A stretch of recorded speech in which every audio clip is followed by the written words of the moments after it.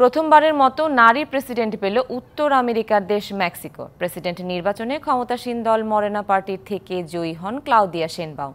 দেশটির জাতীয় নির্বাচনে নারীদের ভোটাধিকার লাভের ৭০ বছর পর ঘটল এই ঘটনা। আর মেক্সিকো স্বাধীনতার ২০০ বছরের ইতিহাসে প্রথম নারী প্রেসিডেন্ট নির্বাচিত হয়েছেন ৬১ বছর বয়সী ক্লাউদিয়া।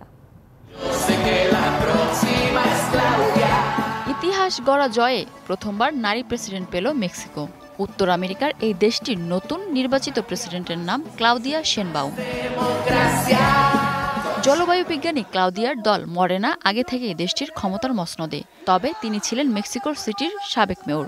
নতুন পদে তার এই বিজয় উদযাপন করতে মেক্সিকো সিটির প্রধান চত্বরে জড়ো হন লাখো সমর্থক। মরিজাই সঙ্গীতের তালে পতাকা উড়িয়ে নেচে গিয়ে উল্লাস করেন তারা।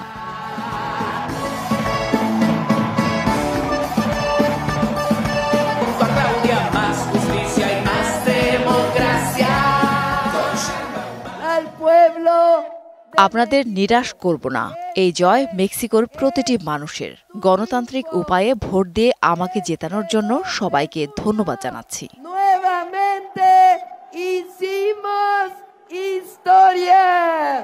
ক্লাউদিয়া শেনবাউম শুধু প্রথম নারী প্রেসিডেন্ট হয়ে রেকর্ড গড়েননি, একই সাথে মেক্সিকোর ইতিহাসে ভেঙেছেন বেশ কয়েকটি রেকর্ডও।